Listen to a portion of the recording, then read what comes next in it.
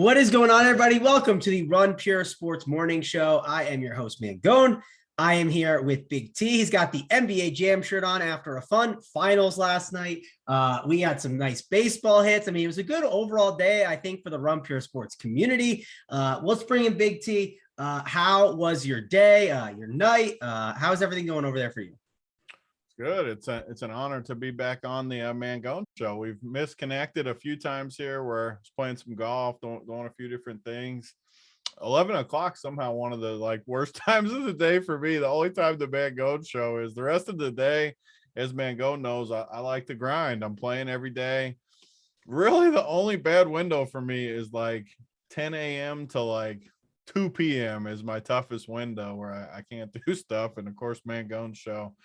Still like to come on though and hang out. Love watching the show each day too. So yeah, doing good today. Watching some golf. I got a bunch of these early guys and trying to not get killed by you for giving you Danny Willett. That's okay. I'm fine. I have Hideki, so it doesn't really matter. So we're good. Oh no, Hideki was all that. Yeah, I mean, yeah, Hideki's a clown. I don't even blame him totally, but I don't know. Probably this is fun. I still don't even fully. I mean, we don't need to go fully down the rabbit hole, but I don't even fully understand.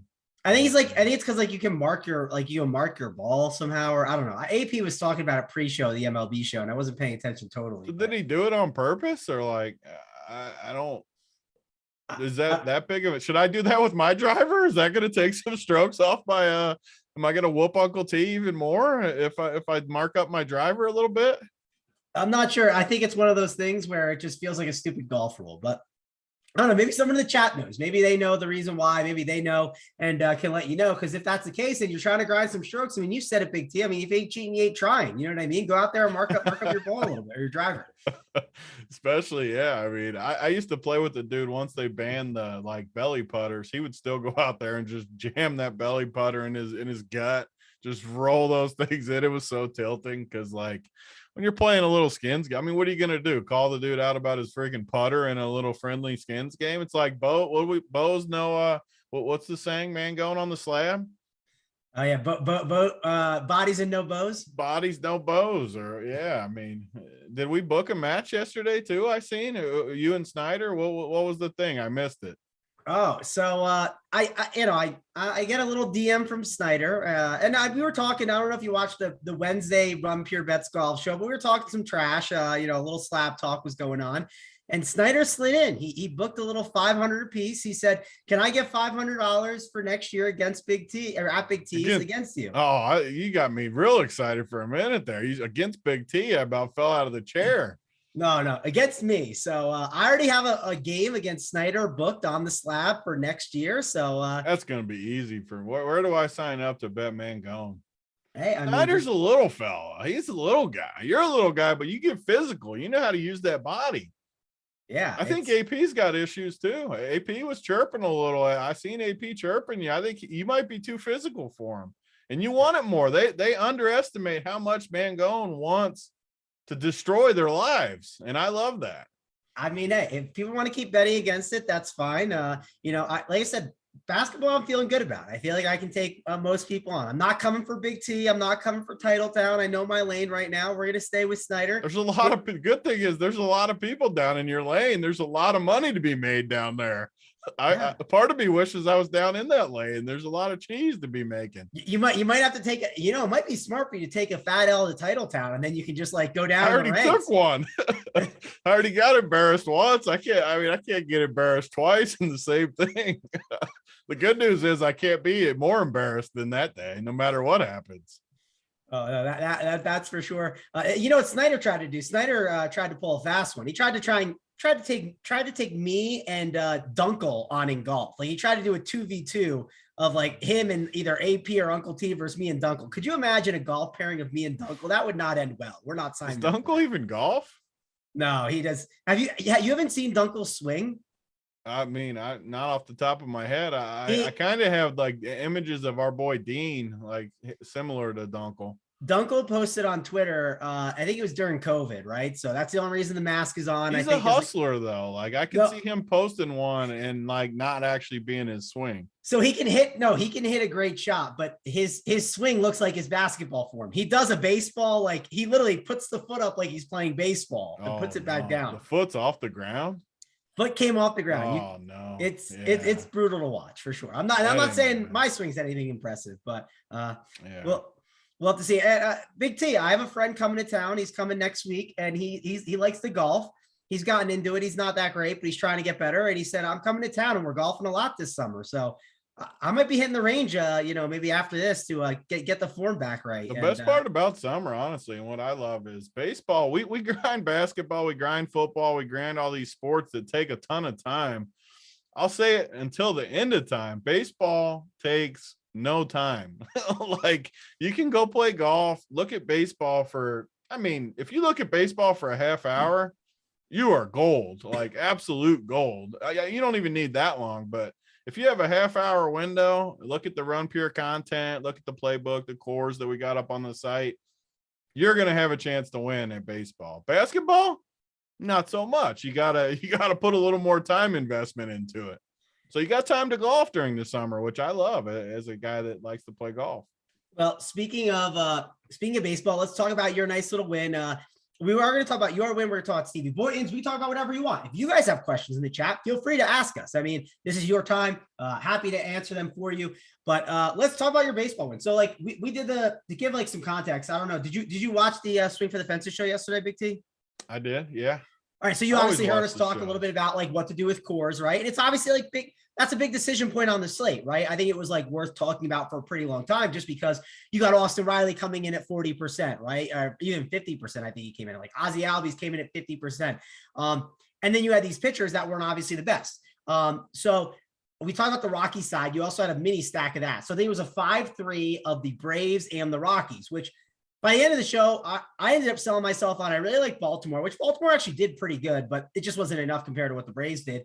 And then the Rockies, they actually weren't that bad, but the key was having the Braves, obviously, right? And with the Braves stack, there were ways to make it different, right? The bottom of the order guys, you had Harrison there at 10%. That was definitely a big reason why I think, getting in that 2K guy that people aren't going to, that helped fill out the entire piece of your lineup. I think that was pretty important. You didn't go with like the chalk combination at pitcher either of Minaya and I forget the other guy's name, the Cardinals young pitcher. Instead, you have Gonsolin, which again, he's 30% on. You still had pretty decent ownership, but at the end of the day, your lowest owned guys, you had CJ Cron at 9.25, Blackman 9%, Harris 10%. I think this is like a little bit of a higher stake stuff. Heredia at 11%. So maybe those percentages are a little different on some other teams. Actually, no, that's the 555, correct? That you won? Yep.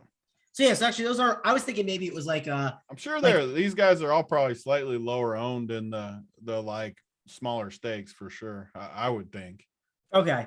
But give me your overall thought process. Cause like, I think a lot of people, like you said, like baseball is something that I definitely used to take a lot more time on. Right. And now I definitely take like less time on. And like, I guess talk about the process of how this worked out. Did you just like say I'm jamming cores and just like jamming in and like find your first like favorite lineup when you were scrolling through teams? Like what was kind of the process here?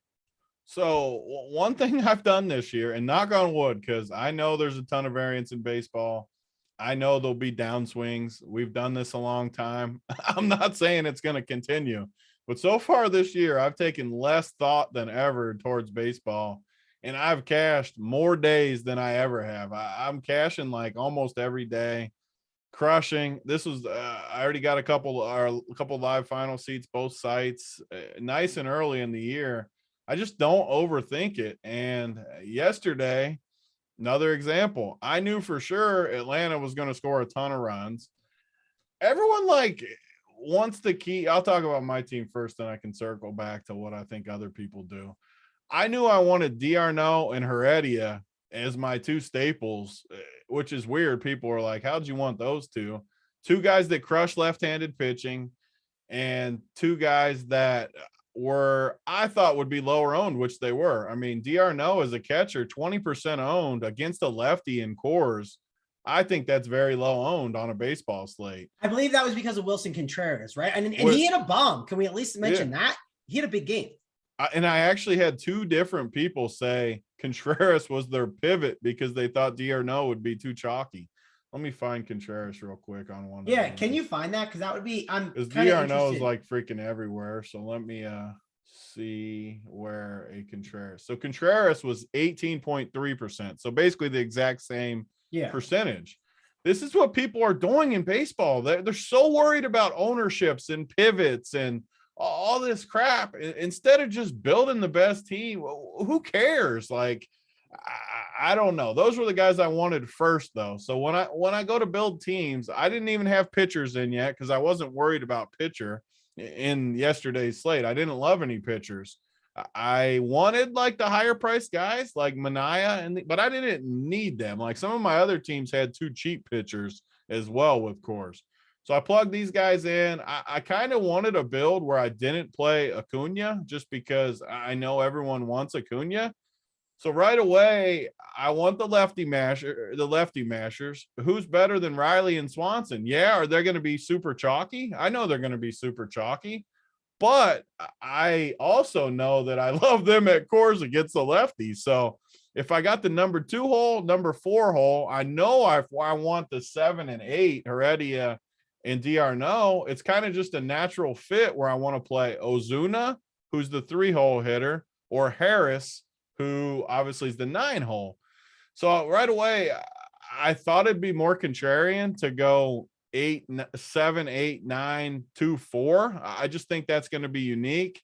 And I love Harris. Harris is a young dude, a stud, 2,500. Maybe it gets up to pitcher. But in the back of my head, I was like, when I get to the end of the team, if I can go from Harris up to Ozuna or Acuna even, I could circle back and get Acuna with this build, then I would do it.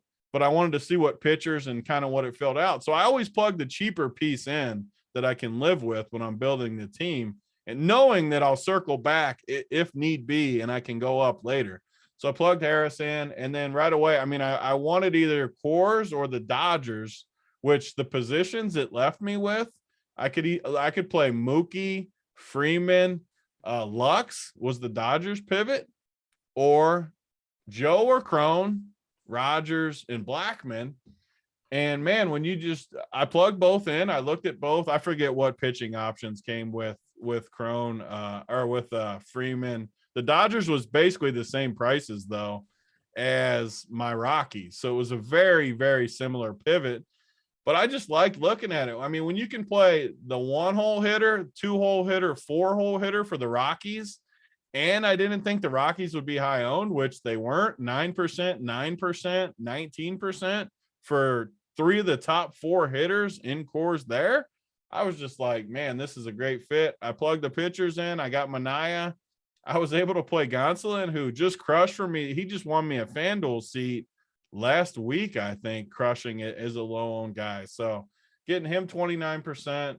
Looking at the build right now, I'm not just saying this because it shipped either. I mean, I think it's a very, very good build. 1, 2, 4 Rockies. I got all the Braves I wanted with 4 guys I consider to be lefty mashers. And it's going to be unique because I don't have Acuna and I don't have Ozuna in my build, which I like. And I didn't want to play Olsen either. He was what was Olsen owned, I wonder? Oh no, I know he's in lefty matchup. So there's like a chance he wasn't like as I bet high he owned still for got sure. some. Right? Let me look real quick, just out of curiosity. Let's see what. While you're doing that, let me say, guys, please hit the like. So Olsen was 16%. He was 16. That is too high for me, lefty when you can just play these lefty mashers. And yeah, so a lot, it used to be like when you'd see a lefty, maybe he'd be like way lower owned. Anymore though, like 60. Why are you wasting you can only play 5 Braves guys. Why are you playing Olsen when you can only play 5 of them? I just don't think that's a good play. Well, here's a couple things first. So I want to say, guys, please like, subscribe to the video. Second, our boy Stevie Boyden, who we're going to talk about your NBA lineup. I'm going to send you the link, Steve. So if you happen to want to jump on here and talk, I don't know what you're doing right now. I don't know if you're working, what's going on, but essentially, if you want to jump on and talk about your NBA team, we'll happily have you Stevie to jump on and talk about baseball because I've been chirping his baseball the last 2 days to him. He's been running his mouth a little bit, made me want to ship even more. I dedicate that win last night to Stevie Boynton. Nice. Well, that's good to see. Get back at Stevie Boy in there. I think his wallet will do okay though. He's perfectly fine. After that He's nice going to be NBA all right ship. today. That's why I don't mind talking more trash to him, because he shipped last night. He might jump on the show and stare you down and talk NBA. I mean, you never know. So I'm good with that. but I do want to ask you this. So like the thing I noticed, and like obviously like you don't have to always like fade the chalk, right? You can just find ways to make it different. There's so many different ways that you can go about it. The one big talking point that we mentioned on the show yesterday is we talked about second base, third base, and shortstop. And the one thing I kind of called out of it was like the position's not good, right? Like that's why Austin Riley is going to be high owned. That's why Swanson's going to be high owned. That's why Ozzie Albies is going to be very high owned. So one thing why was Albies so high owned too? That's another thing I didn't understand. Like down. So I can explain. Actually, maybe I wonder if I have the tab up from yesterday still, because sometimes I keep the tabs. Oh yeah, I do have my tab up. It's like I can give you the answer. So this is what happened. We talked about it on the show. Second base was really bad. I'm just gonna name you, Big T. I'm gonna go through the second baseman for you, right? After Ozzie Albies. So Ozzie Albies is 5K. You got interested in Tommy Edman against Thompson, Gleyber Torres against Detmers, which is a lefty, but here's the thing. Clearly, Gleyber Torres is in that weather game, so people would be a little cautious, right? Same with DJ LeMahieu. Then you got Jeff McNeil against Goslin. You got Jake Cronenworth against Hauser. Colton Wong against Mania, lefty. Brendan Rodgers at 3.9K. He was in like the 6-hole. He did hit 3 home runs the other day, but he was there. Adam Frazier, Gavin Lux, Toro, Christopher Morel, who gained some ownership against that lefty, but people were playing that pitcher. So if you're playing that pitcher at like 40 to 50%, not as many people are going to go Morel. Luis Guillermo, Keston Herrera, Garrett Hampson. So as you're talking about this is where I think people overcomplicate baseball way more than me, and it's why I think I do good at baseball. I never even considered any of those freaking people. Like I knew I wanted to stack cores. I knew I would like the Dodgers. You got Brendan Rodgers in the 4-hole at 3,900. You got Albies, who I really didn't consider because I wanted these other Braves, and you got Gavin Lux on the Dodgers. So like I don't need any of those bums you just named.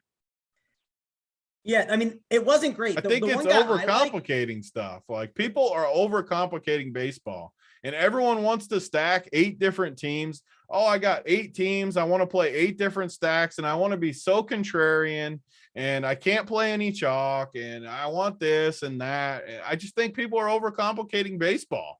It's not that complicated. Yeah. So what you're arguing is you're arguing that like the field is adjusted too far one way, right? Yes, completely. And I think it's like more dramatic than people realize. I think people are non-stacking too. Like, I mean, the non-stacking is definitely wrong. For me to be able to play this core stack right here, and granted, I'm not being results oriented with this. For me to be able to play this all good bats at cores with 2 of the best pitchers on the slate, it's just there should be more people with similar builds to this. It's criminal that, I mean, like this team should be more chalky than it is.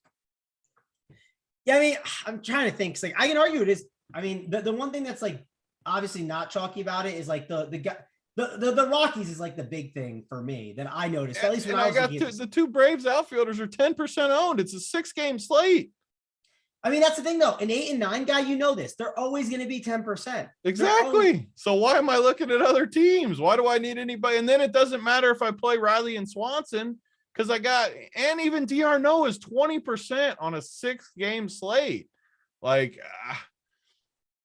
yeah, I just think people are overcomplicating it. I do. And I just, here's a question for you. I'm curious because, like, obviously, when the scores are higher, that means, like, for instance, like, when in NBA, when guys get like, when the score is like 360 DK points, for like the winner, people are always like, oh man, I had like a 310 and I still didn't cash.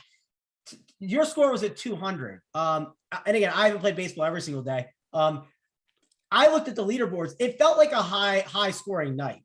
You agree or disagree? Because like the argument against you is, yes, you're in first place, so you took a lot of money, but like there's a lot of people that played cores and they're obviously not in first. Of course, they made money too and did pretty well. I think a good example, like, because I played the same teams on. I've been playing 4 teams. Someone asked this up there too. Do you hand build or opt? I've been playing 4 teams every day. That 4 max, $200, $250, whatever it is.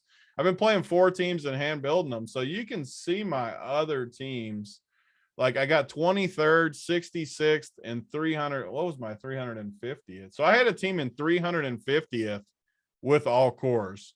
So that shows you the wide variety of it. Like it was my contrarian one though, where I played Acuna, I played Ozuna, and I played Albies. The three I told you I didn't want to play on my main team. So it was like my contrarian cores build, but it still finished 350th. The other three though, the whole night, all three of them were like towards the top, very similar. First, 23rd, 66th, similar builds though. So my 23rd, I played Mania and Flexen. Obviously, Flexen didn't do good. And then I played the exact same thing where it was D'Arnaud, Swanson, Heredia. And then I played Blackman and Connor Joe and Crone. So this must have been my Rockies iteration of this build. And then the other one was very similar too, where I had I went up to Acuna, like I said, instead of down to one of the cheap guys.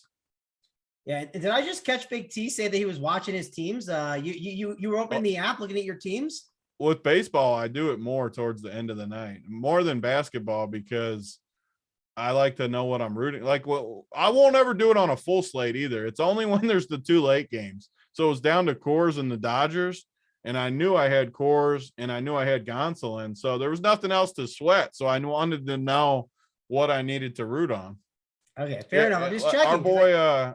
Our boy in the chat, Hoffbrow, said he had 70% Braves out of his 150, and he's been crushing baseball all year too, just smashing. So I'd be interested to hear if he agrees with me that Hoffbrow, if you're still watching, type in the chat.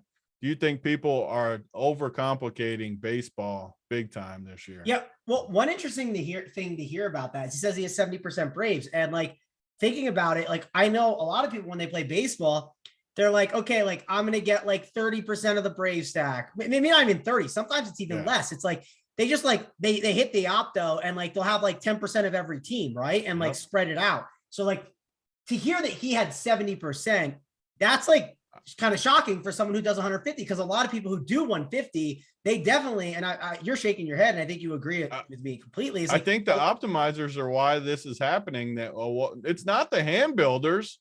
It's not the hand builders that are doing this. It's the optimizers. Everyone runs the optimizers now. They don't really know how to use the optimizer. And what happens is they just spread themselves way too thin. Like you're just playing too many teams. So many people will send me messages too, like that team's so chalky, that this and that. Oh, you can only win because it's high stakes. First of all, this team won everything down. It didn't win the 15 massive one. It won the $20 though. It won the $44. It won everything except the ginormous field one. This team won. So I hate when people make the excuses of, oh, you only won because you entered 150. You only won because you did this. You only won because of that. Stop making excuses. Freaking get better. Like stop making don't always make excuses about everything, people. Yeah, no, I'm with you on that. And Hopper's in the chat. He said he's 100% agrees with what you're saying. I was hoping you wouldn't broadcast this. So there you go. He was hoping that wasn't said. People don't listen anyways, Hofbrau. People still are going to do. I've learned this. I've been a tout now for however long, 7-8 years. People do not care. They still have their own feelings. They're still going to do it their own way, no matter how many times you tell them what you think. Yep. And he said people are putting too many maxes or too many limits on max exposures. So I don't know. Obviously, you run a bunch of stuff. You have a good feeling about everything.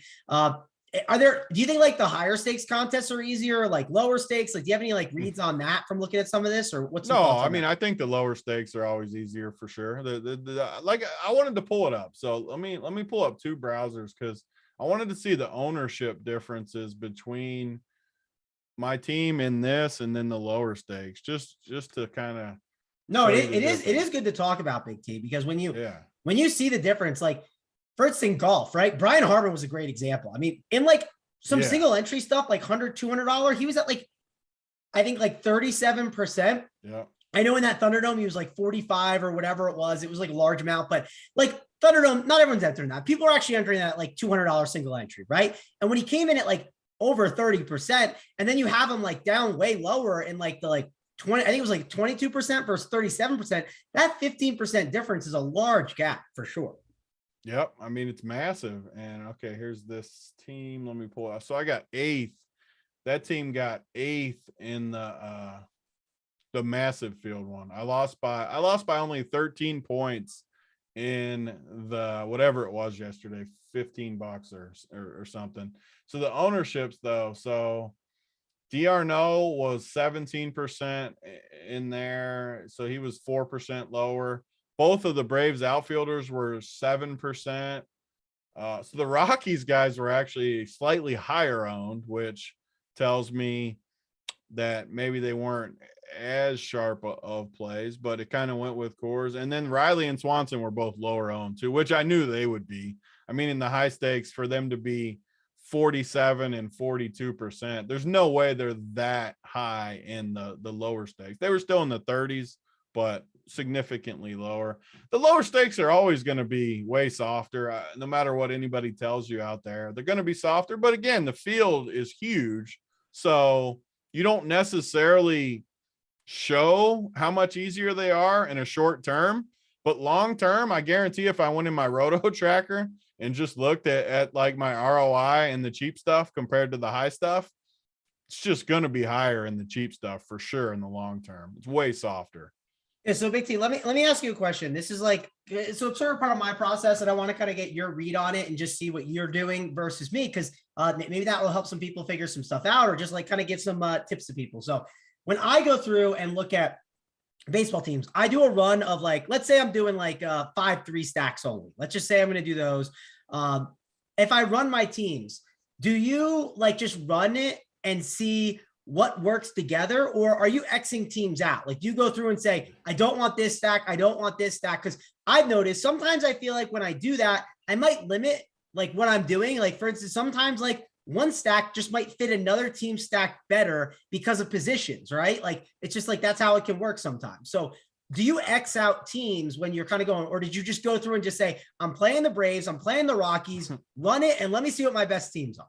Yeah, I X teams out immediately, more so than probably anybody. And okay, I just go with it. And sometimes I just force it in, honestly. Like say last night I love the Braves and whoever, the Mariners, and say second base, say neither team had a second baseman, right? Yeah. But those are my two favorite teams. I'll still build it the exact same way as I am, and I'll just find my favorite second baseman not on my two stacks, and it'll just be a one-off. And who knows? Say I don't like any second baseman, I'll just totally punt second base with a one-off and just play like a 2K guy or something and just make it work that way. So I more force what I want than let the optimizer show me what to do.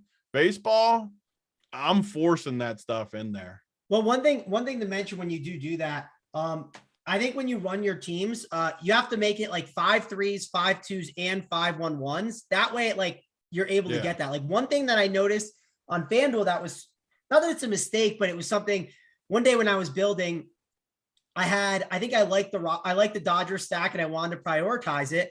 And then I was like wondering why I wasn't getting Walker Buehler with the Dodgers, right? I was like, why am I just like, they're literally never together. You had a 4-4. I had the 4-4, right? And it was just like a thing that I forgot. And I remember last year, but I was like, this year when it was like early in the year, I was like, I forgot about that. And it was just something that like, I kind of caught like a little too late when I wanted all to make the little stuff that adds up for sure. Like it's one of the, like it's nice the days where you like a pitcher on FanDuel that's not one of your stacks.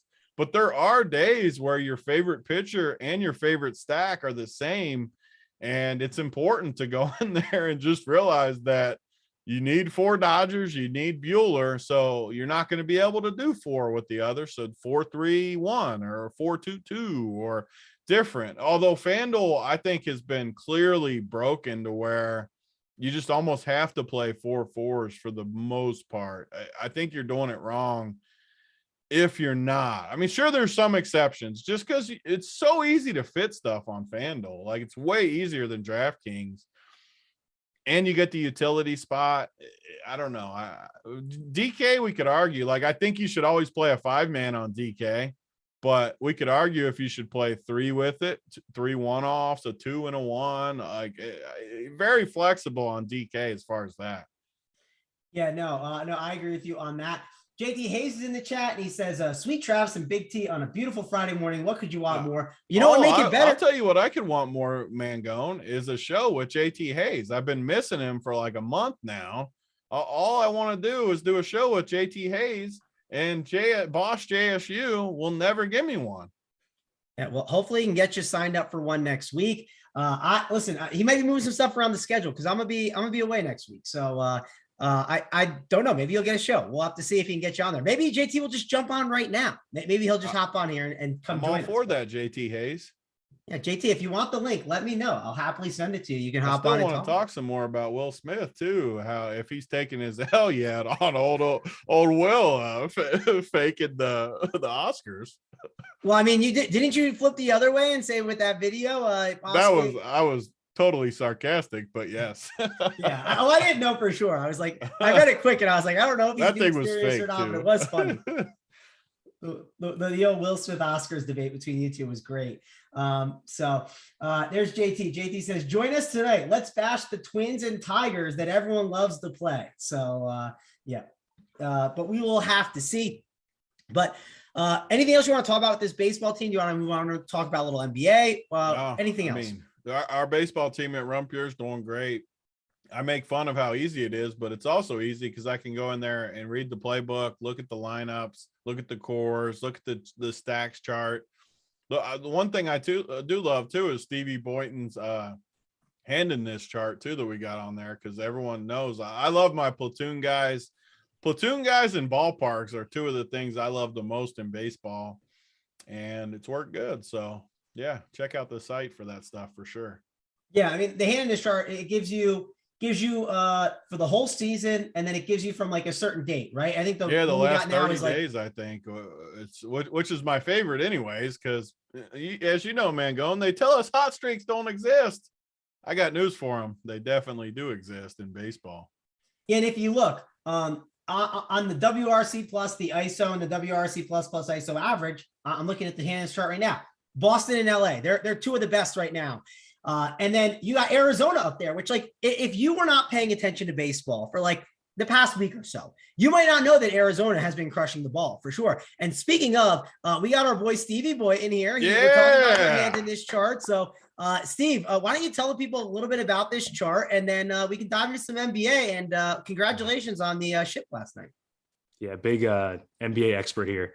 No, the hand in this chart was something that I was doing kind of on my own before I joined Run Pure. And I just think it's, it's a piece of the puzzle, right? It's not the Bible. It's basically the first thing that I look at every morning. Bible. Because when you have like a 12-game slate, I'm not sure if you guys already talked about it, but the first thing that I try to do is narrow the field down to the teams that you want to target. If you try to take on 24 teams, that's going to be tough. But yeah, I mean, you pointed out Arizona, like their lineup is just full of left-handed power, and it shows here. They have swing and miss, but they've also been hitting righties really well.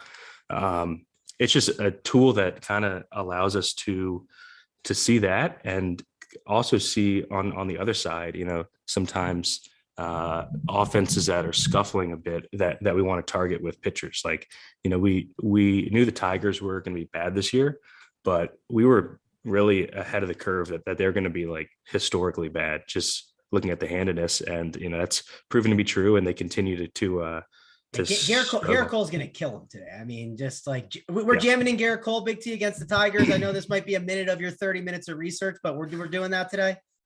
I mean, I have not looked for sure. I just happened to pull it up and I saw Garrett. If Garrett Cole's against the Tigers, I can guarantee you I'm going to have interest. I'll tell you that. I just thought that was funny. You were talking about him. I happened to scroll by him, and there's definitely interesting. He's got a 28 projection on the bat. Yeah, I'm going to have interest in that. Yeah, there are a lot of good That's pitchers on something this you might slate. be Though. interested in, man. Go. Yeah, I'm definitely interested in that. That's the old Big T free square today that you're giving out here on the free show for the people. You will be on Garrett Cole in your cores. I can guarantee that. Yeah. Steve, another thing too, like to look at, like with the hand of this chart, and sometimes you can see like the difference between what they've done in this season and then like what they've done in the last 2 weeks. And sometimes that can be like a correction for like injuries, right? Or they gained a new guy in the lineup. Like if Acuna was back in the lineup, right? You can kind of see that there's like a big difference if a team's gotten healthier. One team I know, obviously like playing the White Sox against the lefty, and they're going against the lefty today. And I see they don't have bad numbers. I thought they'd be a lot worse because they hadn't been great this year. Seeing like here's another thing too. Like we can see the K percentage, which like that's another thing that's great about this over here at Run Beer. You go look at the K percentage and see what team's been striking out. And there might be an offense that you're like, okay, this is an offense that can be scary at times, like the Red Sox. They are one of the better hitting teams over the past 2 weeks. But you know what else they do?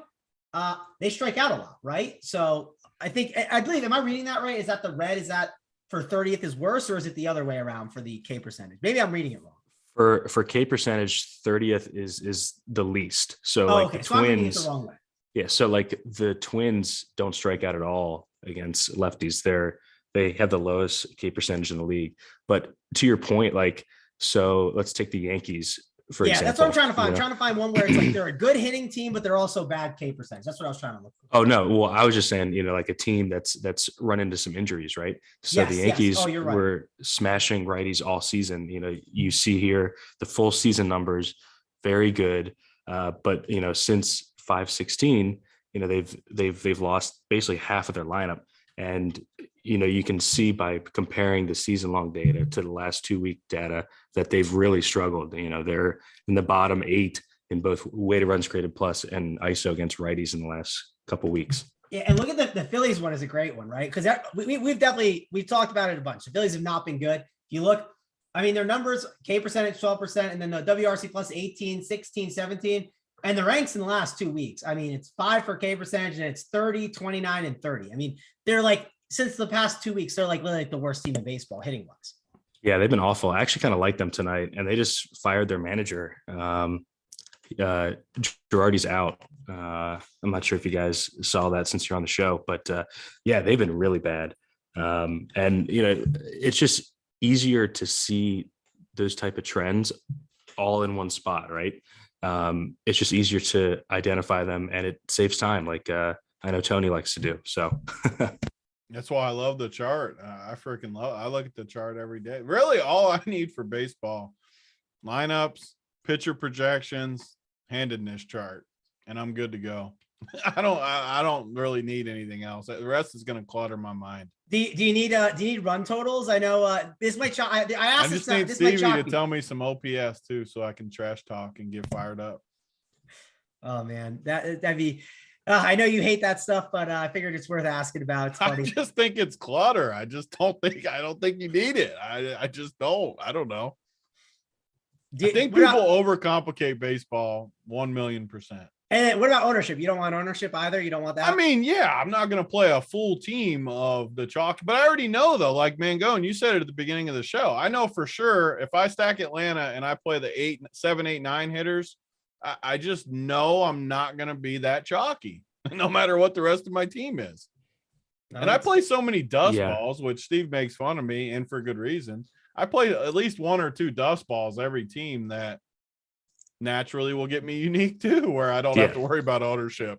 I mean, that's what's so good about your process is because, especially in like the high stakes, right? No one wants to click on a Brett Phillips, and they don't. They're putting $500 on Brett Phillips. It doesn't feel good, but the results obviously speak for themselves.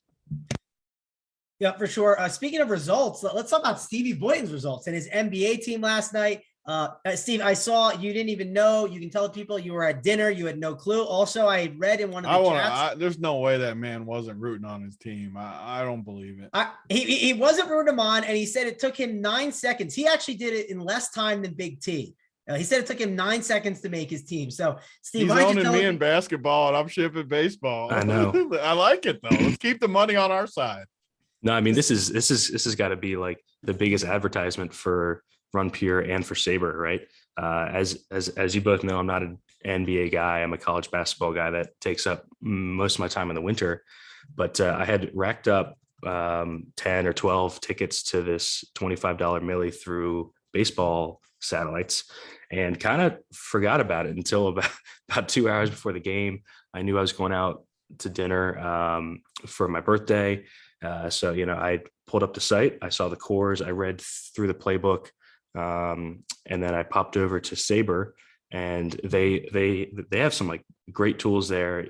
You can change what you think the final score will be, and it changes the projections. I bumped up. You can do that in baseball too. You can change the implied total. So instead of having to adjust the projection yourself and be like, oh, let me bump up Aaron Judge from 15 to 18. You can just bump the Yankees implied total up and say, I think this is going to be an 8-2 Yankees win. And then the projections will adjust for you, and you don't have to make all those changes. So I thought that was just worth calling out because I think it's a really good tool that I don't use that much and need to use a little bit more.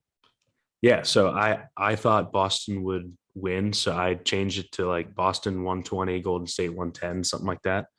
And then did a couple of quick manual bumps to Otto Porter and Marcus Smart, I think it was, and then just ran 10 teams and uploaded them because we were about to leave for dinner and I was just out of time. So, we get back from dinner and I go to plug in my phone and I had all these notifications from Discord, like, congrats, like hell of a team. And I knew that my baseball teams were kind of shitty. So I was like, what the hell are you guys talking about? I didn't have Travis d'Arnaud. And yeah, was that your biggest win or have you had a bigger win?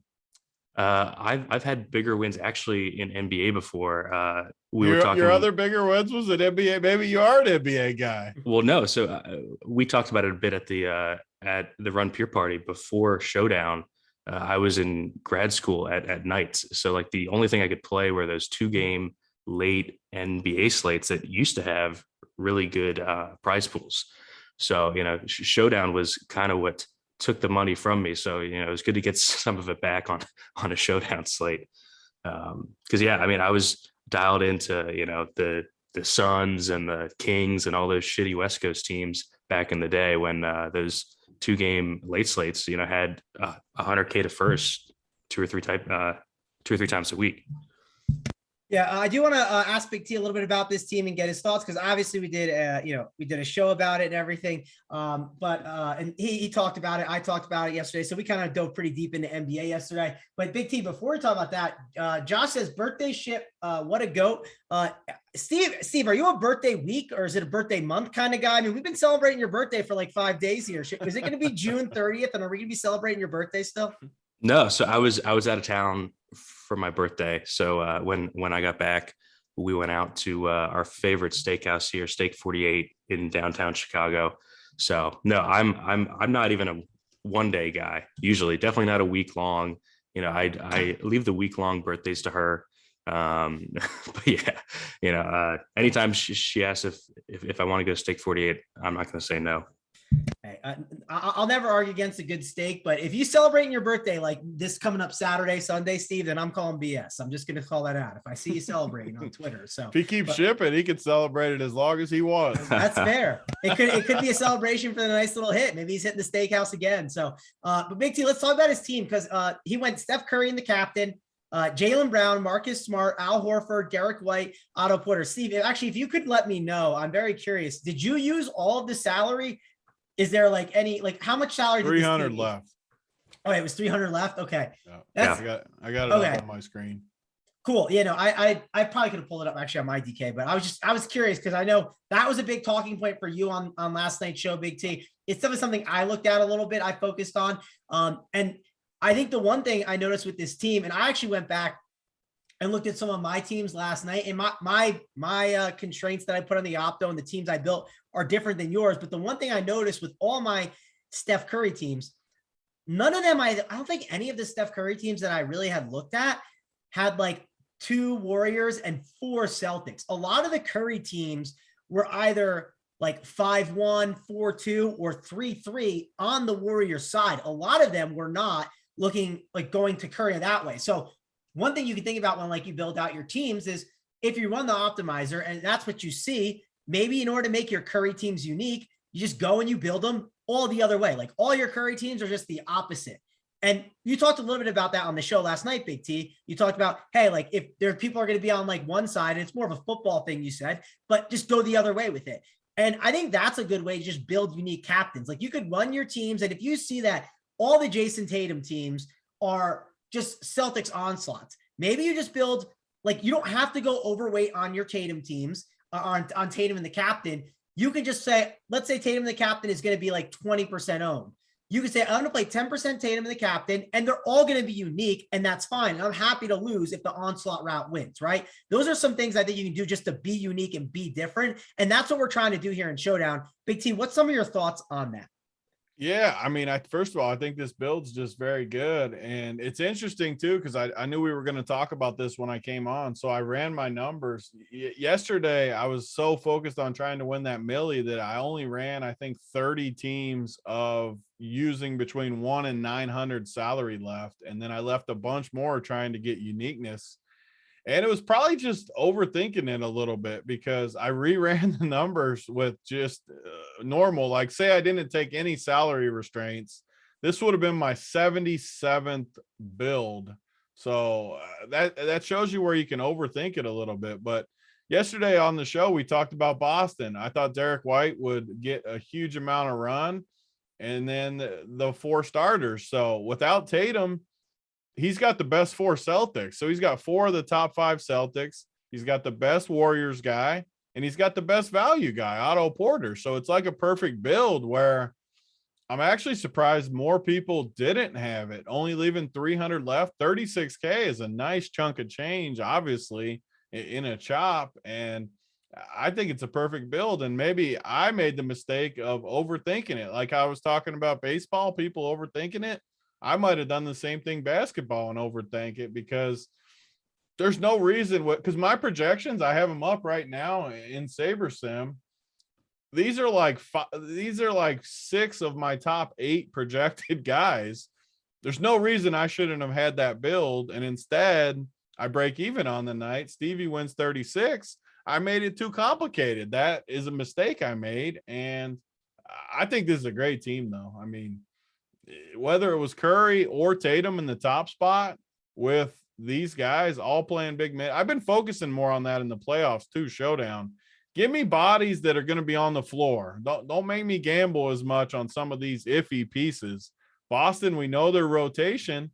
He's got 4 dudes that are going to play a ton of minutes for Boston and Curry. I mean, it's just a great build. It deserved to win. He deserved to win yesterday for sure. Sometimes you'll see a build, like there was a baseball build the other night I saw, just horrible. Like you look at it, you're like, there's no way that team should have won. I look at this team, nothing wrong with this team. Perfect team. And my old friend, Otto Porter was in it. That was nice being a Wizards fan. Otto was definitely the best value play at 4K without a doubt. Yeah, no, he definitely played really good well. too.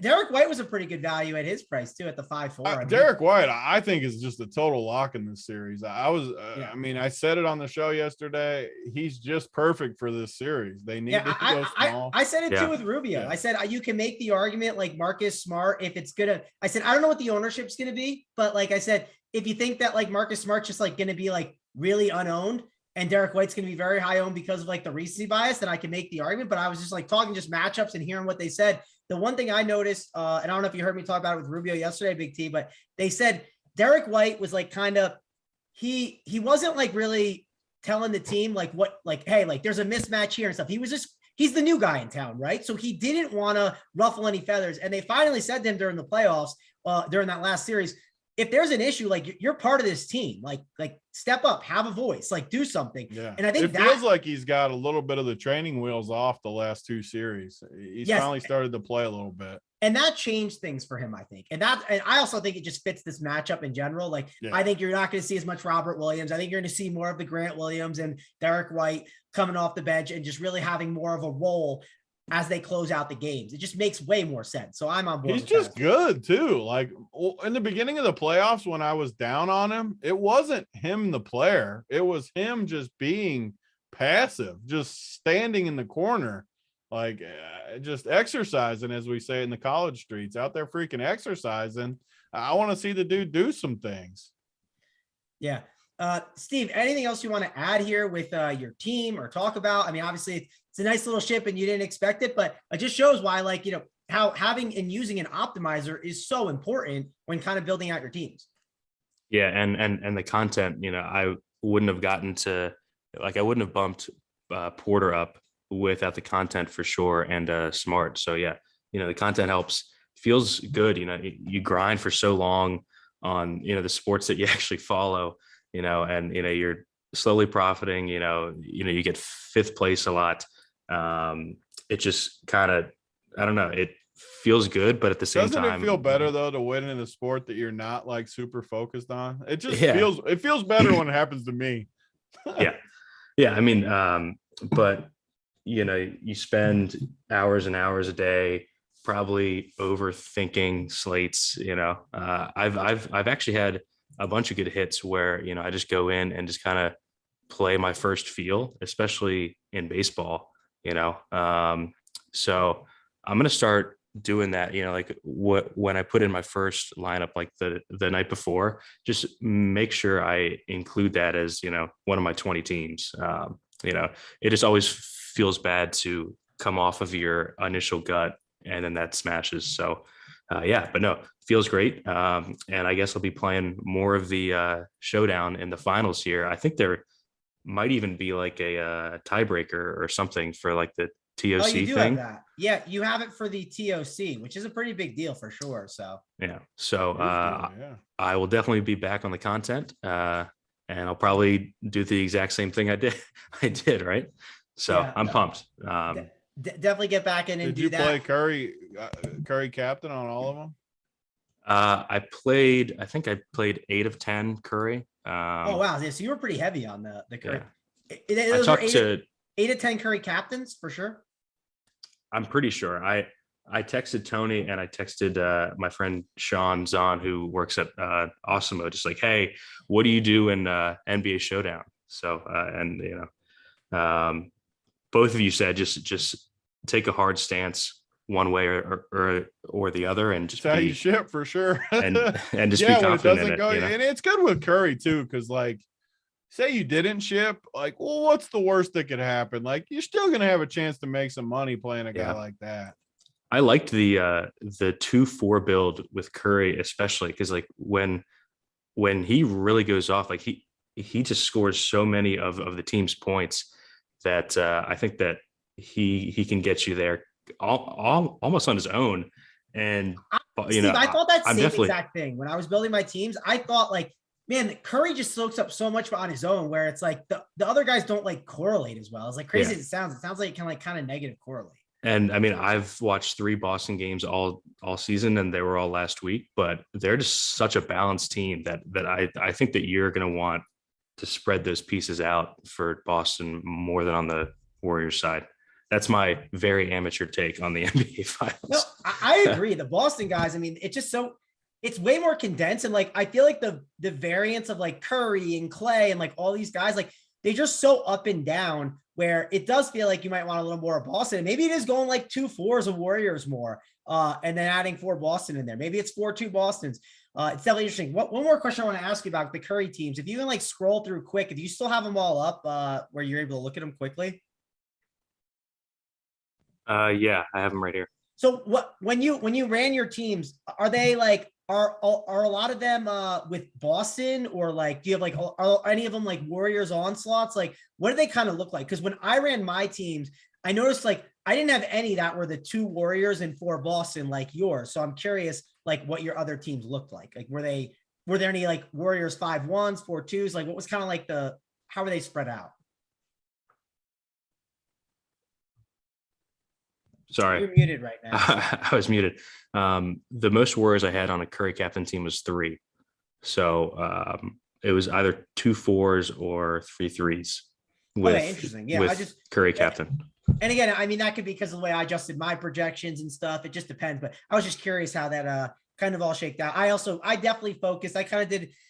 I leaned like Big T. I left some salary on the table. I think I made it where it was like 1,200 or like was like my min, because I just want to try and get something pretty unique. So I think that's one thing that I'm going to go back after the show here and kind of run some stuff and just see, like, if I took that off, what would some of my teams look like, just to see with my projections, kind of what would have happened. For sure. It only makes it more tilting. Because I know. Yeah, well, it's tilting, but I think it helps you learn. I think it helps you get better, right? It's hard though, because like you're still, when you have the results in front of you, yeah, I would have loved to play this build, obviously, right. But you can't factor in the other side of it, where maybe you had a unique build that had a chance to ship the full mill. I don't know. It's just hard. I think one thing at least I know for myself, one thing I'm good at is I can run it and see what it looks like and not look at the teams and just look at the exposures and say, I like these or I don't. Right. Like, I know that's one thing I can do. I don't sit there and sift through the teams. I just look at the exposures. Like, I'm sitting there and it's like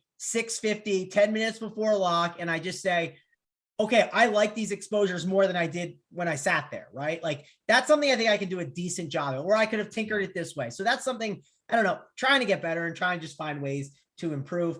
If you guys could please hit that like, subscribe to the channel, helps us out a ton. I want to mention all the content that we got going on over here today at Run Pure Sports, because we got a lot going on. We got morning show obviously today, right now. So happy to have you guys here. It was a good time. If you subscribe to the channel, you get notified when we go live for the MLB Swing for the Fences show at 4:45. We got Hoop, we got JT, we got AP. They'll be breaking it all down for you. 6 o'clock tonight. Steve, you can't take 9 seconds on your lineups today. You're with Holden and DC. You'll be talking about that. If you want to take 9 seconds, DC is going to have a lot of work to do for himself, but less is more. So don't forget that. Try to, focus on the people and then focus on your lineup second. That way you can ship again. And then we got the PGA Round 3 Showdown. That'll be at 9 o'clock tonight. You don't want to miss out on that. Big T, since I have you here, let me ask you about it. What's going on with NBA playoffs? Like, is the game tomorrow or is it Sunday? And will there be a show? We got big gaps between the games. Sunday's the next game. Yeah, we're going to do a show. We've done it every single day through the playoffs.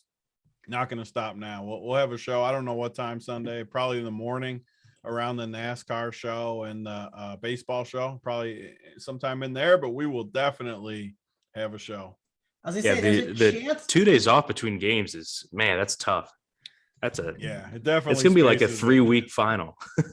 If it goes 7, it's gonna go a while for sure. It goes. This actually, you know where it goes. If it goes 7, we get the U.S. Open final on Sunday, and then after that it's a late night game that we'll get on a Sunday night on Father's Day. Father's Day too. It's a good, and it's my golf trip. That's gonna be a fun weekend. Yeah, it's definitely a good setup. And Big T, so the show on Sunday is at 6. So, or not the show, the game. So you could do a pre-lock. You could, that's 6 my time. I think we'll probably do it in the morning. It's actually 8 your time. So, because it's 6 mine. So, should be interesting. Definitely going to be excited to watch. I don't think there'll be like any injury news either. So we'll probably record early for sure. I mean, all those guys are going to play again. So it should be pretty cut and dry. Yeah, the only guy I had in my build that didn't play was Peyton. Was he supposed to play and then just didn't get? We kind of talked about it on the show where I think Peyton was popular across the industry. I just thought Iggy would slide back into that role, and he kind of did. I mean, Iggy played pretty well too. There were talks of him not joining the rotation right away, but like, again, it's Steve Kerr. You never know with him. He's always a guy that the coach speak you can't trust completely. So I think some people, he was someone that was popping a bunch of projections. And I think some people just didn't adjust it because, one, there was a chance he did play. So they want to make sure, hey, you can just make your own adjustment on it. I mean, even I played a little bit. I didn't think he would play, and I still played a little of him just because, again, the Millie, you want to have a little exposure to all those team guys because you just don't know. Yeah, I had 1 of 10, I think. I pounded Iggy more, kind of like you, Big T. I was in the camp of the Iggy thing. But you know what I did with my cheapies, like the 1K guys, like, and I even think I had some of your guys, boy, Moses, just in case, because it's game 1, you never know. I put a max. I just said, hey, Bielitsa, max 10, like all those crappy guys. I just maxed them at like 10 to 15. And the thing, you can't account for a blowout either. It didn't blow out, obviously, but some of those guys could have crushed in a blowout too. So that matters in Showdown because say Iggy plays 20 minutes, he could still get you 5 fantasy points. One of those scrubs could come in the last 3 minutes and get you 10 fantasy points. So it's Showdown. You just can't fully eliminate all of those guys. Yeah. And that's why I just put the max on, because like I understand I don't need them to like pop that much. Like they're going to be very low owned. And one thing I kind of wanted to do on that slate was I wanted to make sure like I felt like having like my Curry or like Tatum teams with like some like cheaper 1K guys would get me more of a unique team. Like if I have a Curry and Tatum with like a Moses Moody, like that's instantly like going to have some uniqueness to it for sure. So, but overall, a good day at Run Pure. Happy to have you jump on with us, Steve. Happy to have Big T here as well to talk through some of the process. I think we learned a lot of good stuff. If you guys learned some good stuff, like let me know. Happy to do these shows. Really like talking about the process with everyone, and happy to see the money staying in the Run Pure circle. So hopefully we can help you guys get a nice little ship today. We have a nice little Friday slate with some MLB. We'll have JT, Hoop, and AP. They'll be breaking everything down. And then Steve, Holden, and DC, they'll close it out for the MLB Final Countdown show on the premium side. So if you haven't signed up at Run Pure Sports, what are you doing? Go sign up so you can listen to these guys talk today about it. And then, hey, sign up for SaberSim too. It took Steve like 10 seconds to put stuff together. Big T talks about how he uses the optimizer. It's a tool to use. Not saying you can't hand build something if you don't want to. Not saying you can't sit in bed the night before and look at, hey, how do teams look, and just hand build something up like your first gut, like Steve talked about. But using the optimizer as a tool, it's just another piece of the puzzle, as Steve said, with the hand in this chart. So check it all out over here at Run Pure Sports. But that's going to wrap it up for us. Thanks a lot for joining us here. For me, Mangone, Stevie Boy, and Big T. We'll see you guys later.